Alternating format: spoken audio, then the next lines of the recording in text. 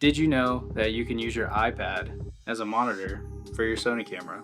Okay, so before I jump into how to set up this iPad as your field monitor, you may be asking, like, why would you even want to do this, or why do I even need a monitor for my camera? The first reason is that you can actually use your iPad screen, which is going to be a much higher resolution and it's much larger than your small tiny little camera screen. The second reason is that a field monitor allows you to correctly monitor what's going on in your camera. So whether that be like false colors, or you can do LUT previews, you can see your waveforms. The last reason is that you can wirelessly control your camera. Through that, you can actually adjust all of your camera settings. And because of that, you don't actually have to go around your camera while you're filming. You can actually just go on your iPad and adjust your ISO, exposure, shutter, focus, and everything like that that you would need to do from behind the camera when you're standing in front of it. Now, something that people don't actually really ever think of when they're looking at dating camera gear is like, how can you utilize what you already have? For me, I actually had this iPad just laying around and I have literally not touched it in a year, and it was just collecting dust. And then I stumbled upon the Creator app in the Monitor app, and I realized that I could use this to actually help record like my talking head videos or my product shot videos and actually have real application with using it. Now I don't have to buy a field monitor. For those of you who don't know, a field monitor ranges anywhere from like $150 all the way up to in the thousands, depending on which type of field monitor you go for. Oftentimes they're only around like 7 inches in size. So I have a 12.9-inch iPad Pro, and for me, I like the big screen. I can easily see what's going on here. I can easily see all of my different settings, and they're not hard to hit at all, and there's hardly any lag or anything like that. It has its own battery. You don't have to carry around NPF or MPZ batteries and have an attachment like a V-mount plate onto your camera that also runs batteries, so you can just charge your iPad and use it when you need it and then put it away. Super sleek in your camera gear. And then of course, if you're carrying an iPad, especially an iPad Pro, you can always use it to help you shoot your content, and then you can actually import and then edit using one of your favorite editing apps. You can just use everything all in one. So it eliminates the need to also bring maybe a laptop or something like that. So you don't have to pack a field monitor and a laptop. So it's like you're 2-in-1 right here. Okay, so your first step is you need to go into the Apple Store and download the Creator app and the Monitor and Control app. Now your first step is you're going to go into the Creator app, and when you first get into it, you're going to be presented with a screen to create a Sony account. And after you create your Sony account, you're going to get this screen. You're not going to see a camera here because you haven't linked your camera yet, but since I've already done that, you can see my cameras here. But what you're going to want to do is look at the top right corner here, click on the camera with the plus sign. Find your camera from the list. You're going to click on your camera, and you're just going to follow the on-screen prompts. There's only 4 steps. It's super straightforward. You literally just go into your camera menu, go to Smartphone Connect, go to Network, connect smartphone, and then it's going to display on your screen on how to connect to your camera. And then once you do that on your camera, you'll come back here and your camera will show up right here. Once your camera is connected, the next thing you want to do is go into your Monitor and Control app, and you can actually shortcut right there. It's actually integrated into the Creators app. So once you get in here, you can do pairing Wi-Fi right here, and you'll follow the same process with connecting the camera. And then after you do that, your camera will appear here, and you can just hit this connect button. So once you hit connect, you're going to be presented with this screen. It's going to ask you to join the Wi-Fi network, and hit join. And boom, once your camera connects, now you can use your iPad as a monitor for your camera. It's actually pretty cool. So now you can see I'm actually using this to help frame and keep track of everything that's on screen right now. So I can actually do some pretty cool things here. You can do manual focus if you want. You can actually do, you can adjust your aperture, your ISO, you can do your shutter, white balance. You can actually even use it to do LUT previews. So currently I have preview LUT that I've loaded onto my camera, if your camera supports it. You can actually do a zoom. You can control everything from this. You can actually even blow this up if you want to look at your histogram. And you can actually do false colors, which is pretty cool. Especially if you want to make sure you're keeping track of skin tones. So you can see your false color meter over in the left corner.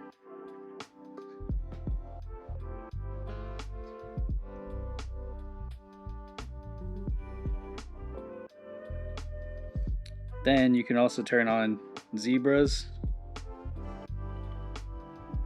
So if you want to see if anything is overexposed, you can see how it's kind of picking up. It's kind of hard to see on camera, but it's thinking that my hand is slightly too bright. You can actually adjust the zebra sensitivity as well. I usually turn it down because anything, like when it's around 100, it's like really distracting. Let's see if I can get it to where you can see it better. Can you see on my hand? It's like grayed out almost completely. So it's really distracting. So I usually honestly turn my zebras down to like 40 or 50% to avoid that. You can do a D-squeeze if you're using an anamorphic lens, which is pretty cool. You can kind of see what it'll look like.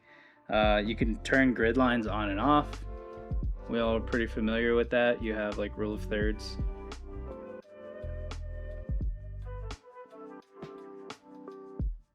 I think one of the best benefits of doing this though is you can do touch, where you can see it where it's tracking my hand now. I tapped on my hand and it's actually auto tracking my hand for focus.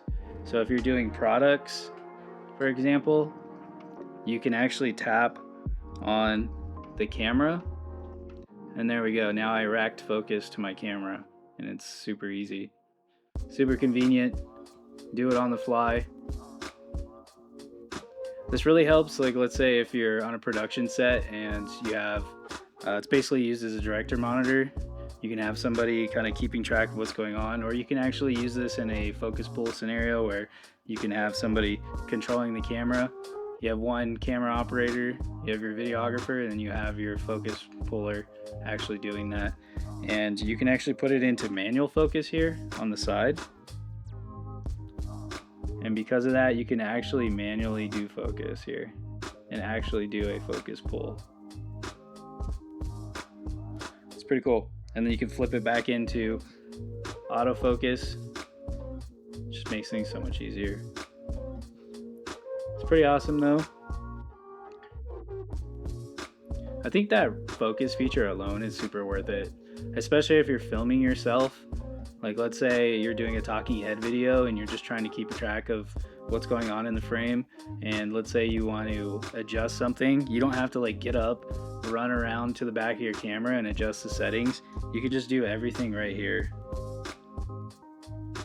So I actually use this when I'm filming videos for that reason, because unless you have somebody that's just constantly helping you film, this right here can really enable you to create videos faster and a lot better because you can keep track of your settings. Like let's say you introduce a light to the frame and then all of a sudden you're like, this is blown out. You can actually go in here and adjust shutter or ISO on the fly and actually change that and readjust exposure.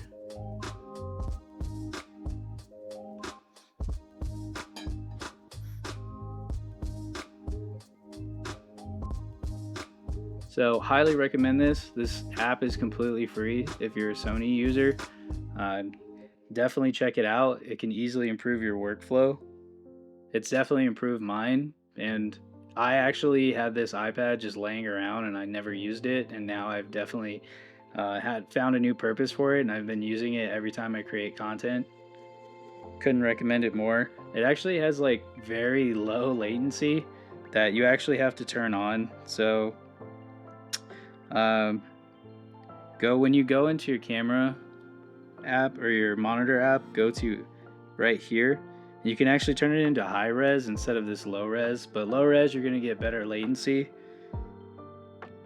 than high res, but high res I would much rather see a clearer picture, especially if I'm trying to do focus like that. So pretty awesome to be able to see that live, and you can see there's hardly any latency. For being completely wireless without having to run a HDMI setup where you have this basically mounted fixed to the camera and you're running an HDMI cord, especially if that cable comes unplugged or something like that, you have to take that in consideration. So this kind of eliminates all of that, and you can freely just walk around and check this out, especially if you have a crew. I think that's one of the biggest benefits of using this app. But yeah, I mean, completely free. You can actually monitor your battery right here in the top corner. So I got 67% battery. You can do tracking. You can also turn recording on and off from here. You can do your white balance. That's another area that you can get into. You can do full manual.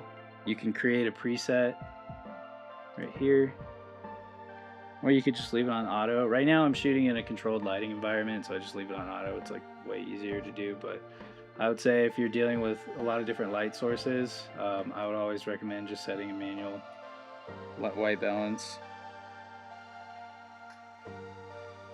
Different scopes, and you can readjust all of them to fit your needs, which I think is really cool.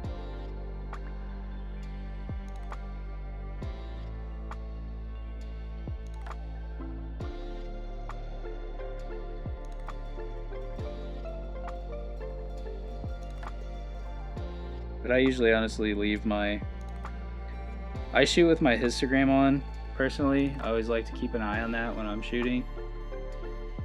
Helps you a lot in post, especially if you're shooting S-Log footage.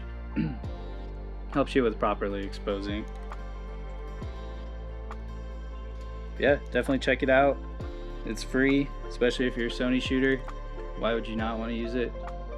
Just make sure your camera is updated, because I tried to do it with this one and my firmware is actually not updated enough to try it, so I'll have to go do that, and then I'll probably make a video on updating your firmware for your Sony camera and then utilizing that for the creator and monitor and control app. So check it out. Alright, so one thing to make note of is that since your camera is going to be using a consistent Wi-Fi connection to your iPad, just think about it if you were connected to any other wireless device, it's going to be draining additional battery. So that's something to keep in mind. Both your iPad and your camera are going to be draining battery at a faster rate. I haven't found that it's like exponentially faster, but I have noticed that they both die faster. If anything, I've noticed the iPad suffers more in this scenario versus your camera, but just keep that in mind. Bring extra batteries if you're going to use this setup. Okay, so something that I forgot to mention actually is I think if you go to playback on your camera, and you can re-watch it back through, and you can actually watch it on the iPad versus the tiny little screen on your camera. Okay, by now you should have your iPad completely set up to wirelessly control your Sony camera. So if you found value in this video, consider subscribing. Drop me a comment down below if this helped you out and what you're going to be using it for, and then definitely drop a like on the video. It really helps small channels like mine and small creators grow on this platform. It's completely free for you, but it makes a world of difference. So appreciate you taking the time to watch my video. Peace.